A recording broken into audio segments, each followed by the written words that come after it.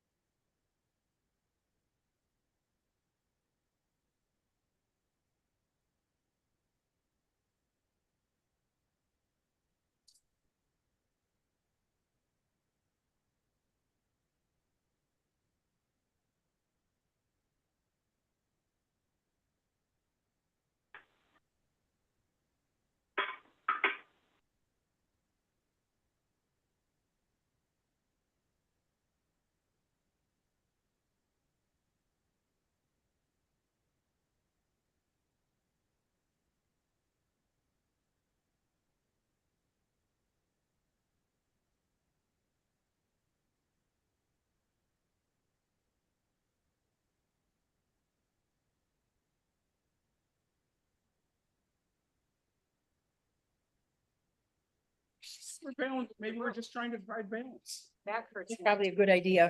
So I'd go next. Is this thing on? Yeah. All right. Good morning. Okay. Morning, Mr. Sturgis, everyone else online.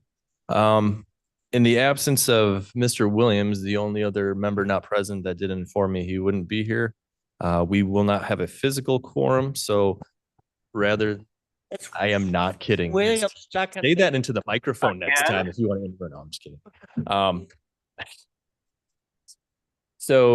I mean, we can, but that being said, we are at least going to unofficially start the meeting, go through reports, have a discussion, and then get out of here before lunch. Right, Mr. Kenyon? Way before lunch. Way before lunch. We don't like missing lunch is followed by nap. Present in the room, we have myself, we have Miss Lewis, we have Mr. Tepe. Additionally, we have Miss Juby, Mr. Roth. So that being said, we are going Gums to. is online with Oh, Gums with is nasty- online, isn't she? I am online. I did text you. I apologize, What he's but I doing? still have this nasty COVID, Mr. Kenyon. You guys gotta stop getting COVID. It's not a good look. It's horrible. But we still don't have a quorum in the room, is that correct? That is Correct. correct, Mr. Shepro. Yes. So, if Mr. Williams shows up, then we can do a quick open of the meeting and then get back to whatever point of the meeting we were at. So we will go ahead. There's no one from the recorder's office here today. The treasurer collector, Mr. Lawson. Okay, thank you, Mr. Chairman, members of the committee. Today, before I present the just a couple of thoughts from the written report, I'd like to introduce a couple of more people. The three musketeers of customer service in the collector's section of the treasurer's office. If Elizabeth, Kathy, and Cooper would stand up, please. Okay. These are three of the people who get the work out of the treasurer's office. You know, we have the collector section, we have customer service, and then we have financial operation. In customer service, sometimes you get the problems. And The ones that we don't have to kick over to the smartest guy in every room, Mark Armstrong. And I don't say that in one of the mean ways. I mean, he actually is. But on all of the day-to-day, when people are really excited, agitated, these guys get the calls. So Elizabeth Valdivia, did I get that right? Hey, all right. Elizabeth's been with us for 8 years. And I literally have my wife, Sarah, will be walking our dog in the neighborhood, and one of our mutual constituents will stop her and say, I had the nicest experience with Elizabeth in your office. I called for some questions or, several times. And so the reputation, people send these guys and send Kathy these fan mail and these notes. And this is when they're paying thousands and thousands of dollars in property taxes. So Elizabeth is like our social director. When we have the parties in our, celebrating certain things, Elizabeth is the one. So if this were like, 3 days, Gilligan's Island, she would be our cruise director on our boat. Then Kathy Shook. Kathy's been with us in several capacities for several years.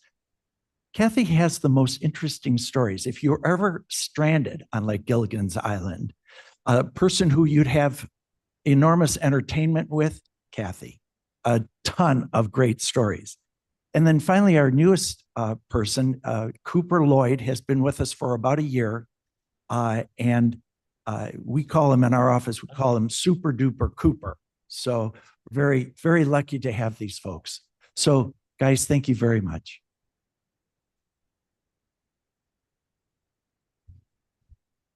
Okay, we're at about, I would say, the 80% mark of the collection process on, as far as the property taxes.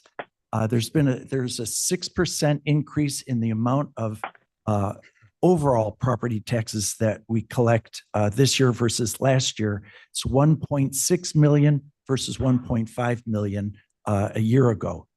The pattern was that people waited until that last weekend, and we were at like maybe only 94% collected, and but there was a big e-check and right at the end, but there were a lot of people who came in at the last minute. E-check, I think I was asked a question maybe last time, that was up about 10% this year. So it's a little bit, I thought it might be more, but we'll take every bit of progress.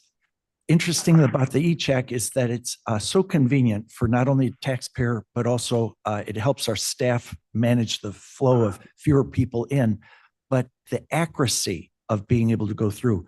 Something like $34 million came in e-checks in that last weekend, and it took our staff only about 45 minutes to enter that into the treasurer accounts. So it's a good thing all around. And I'm very grateful to our staff. And so thank you guys, and thank you everybody who's back at the office. Mr. Chairman Sturgis, if I may. Okay. Mr. Sturgis? Hey, Chris, I'm wondering if a bank escrows for taxes, do those come at a certain time of the month, or as more and more people escrow, do those all just get paid like on the last possible day? It's first of all, approximately 50% of the taxes that we collect are from escrow. So that's Okay. a really big number. Well, They are spread out coming in. Generally your hunch is right that banks understand the interest earning capability of those deposits. So they wait a little while toward the end, but it's spread out. It all doesn't come in one chunk. But again, in some cases, I think there was one day when something like $400 to $600 million came in. I mean, holy moly, yeah, gosh, where I come from, that's a lot of money. that's a lot of So money. it's going as smoothly as we can have. And the big piece now is the tax sale and a gruesome but necessary part of the collection process. So that's where the focus is now. Thank you. That's it. When is that tax sale coming up? I believe it's November, November. early November. So thank you. Mhm. Mhm. Thanks, guys. Anything else, Mr. Lawson? No. Any questions for the treasurer's office? Okay, thank you all for being here. Supervisor of Assessments, Mr. Armstrong. Good morning, everyone. My report is on page 60 and 61 of your packets. A couple of additions because this time of year, it's always fast moving. And by the time between the time I file the reports and the time they get here, there's always more information. So Elgin Township has a final equalization factor of 1.1069 and a final filing deadline of October 25. Aurora Township has a final equalization factor of 1.1192 and a final filing deadline of November 2. So those are both about to be published. They have not been published yet, but we know the final filing dates. Everything is queued. The things are in the mail. They're way to be published in the Elgin Courier News and the Aurora Beacon News, respectively. The normal statistical data is on page 61. In lieu of talking about all of that, I'll say I do have one other opportunity for any who are in the room or online who are either certified or they're either attorneys or certified assessors. I can see a certified assessor in the back of the room. Yeah, that's you. So anyway, next week on Tuesday, I'm going to be spending the day at NIU Naperville for a state legal symposium. I'm actually going to be presenting on two topics this year: the who, what, and where of certificates of error, which I am co-presenting with the senior legal counsel of the Cook County Assessor's Office. And then I have a double presentation that's going to last 2 hours on my own 10 court decisions that every Illinois assessor should know. So if people are looking for CLE or they're looking for assessor certification credit, that's a nice one-day seminar. It's only about a half hour away from here. So that concludes my report. I'd be happy to answer any questions that anyone has. Any questions for Mr. Armstrong? Okay. Thank you very much, Mr. Armstrong. You're welcome. Regional Office of Education. Good morning. I'm Phil Morris. I'm the Director of Operations and Technology. Pat and Deere in Springfield at meetings, and I drew the short end of the stick to drive back last night. Fun. Anyway, just to kind of update you on a few things that we've been doing. I focus in a lot right now on facility and safety. It's been kind of a hot topic. And monthly, many people don't know, we meet all the districts with our facility people and our safety people, along with several other first responding agencies in the county, including our own Kane County Emergency Management, which is a great partner. And through that network, this summer, we actually trained over 300 administrators on reunification. So if there were to be an emergency, an evacuation of a building, et cetera, we now have full countywide training so that anybody can go out and assist any other district in any type of reunification situation. And that it actually has been tested in a couple of situations for small issues, like no bathrooms, things like that. But we have more training that we'll be doing throughout this year on the security training. This all stems back from a grant we had a few years ago, federal grant, in which we were able to put in stop the bleed kits and help with security film on windows, et cetera, throughout the county. So it's just a great partnership that's continues to grow so that as Kane County, we feel really well prepared. Emergency management has been awesome. Being able to bring out some of their equipment, show the teachers and administrators what they have, capabilities. And now we actually have reunification sites, like 3 large ones in the county, to where emergency management can pull up, link all radios, and no matter what district you're from, you'll be able to communicate with each other. So we're really excited about some of that partnership. On the other facility side, it's that time of the year where we've finished up the 150 building permits that went on over the summer with our schools. Our office takes care of approving all those, inspecting all those, and providing occupancy again. So this summer it was 150. And they all pretty much got done. There was just a couple that we had to give some temporary occupancy to while they finished up minor details.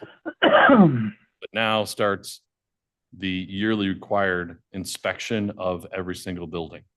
So between now and December 15th, we will have staff walk and look in every single room, closet, door, in every single one of our 225 buildings in Kane County.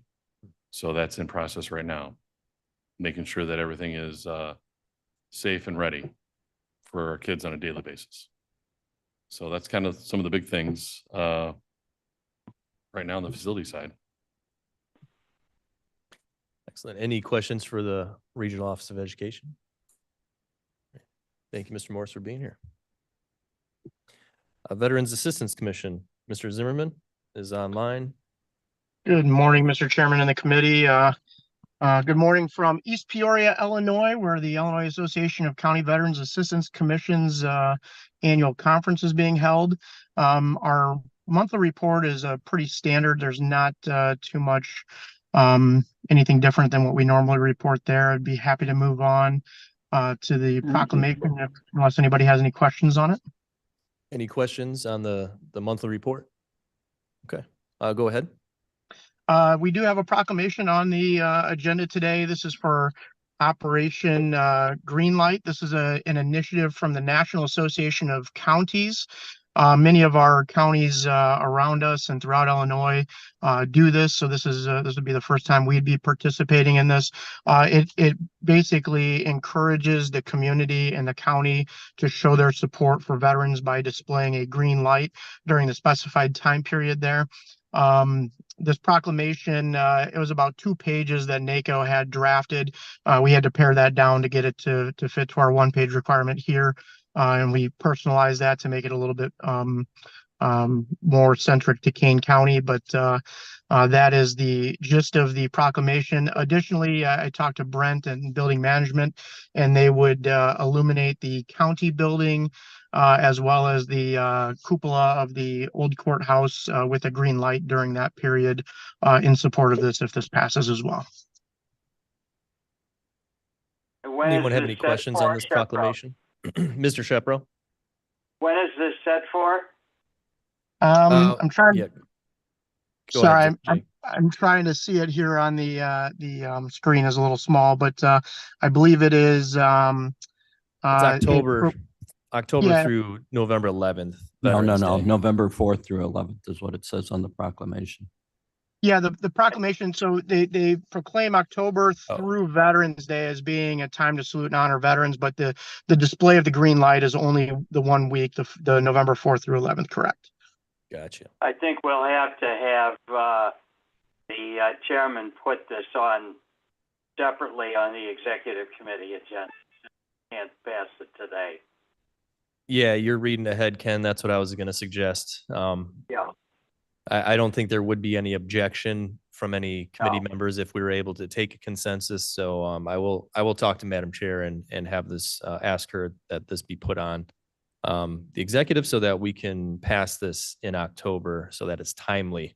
We're starting to become a little more on schedule with our proclamation. So I wouldn't want to see this one go another month. Right. Yeah. Yeah, we had the same problem yesterday. Yeah. So that being said, any questions, any comments anyone has? Okay. Gums. Gums, go ahead. I just have a quick question. Is this something that, so I note that all the county, I should say our county government center will have potentially a green light. I would like to see this go throughout every county building that we have. I can certainly inquire more with Brent Brasky and Building Management about that.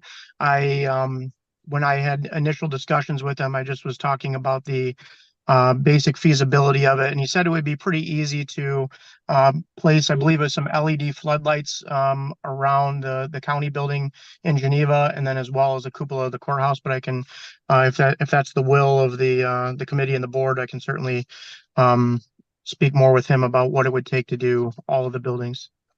Yeah, Jake, if you could do that, I mean, just driving down the street, well, you know, I'm sure many of us notice the green lights.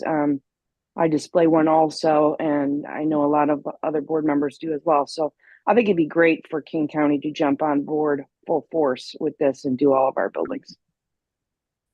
Wonderful. I will definitely discuss that with him. A lot of buildings. It's one light bulb. Come on, Mr. Chair. All right, I hear you volunteering, Ms. Gum, so I'll let building I'll management I'll know. come screw him in. I think Yeah, I we'll can get do you a that. ladder. We'll get you a That's- ladder. That's good. All right, any other questions or comments on this proclamation?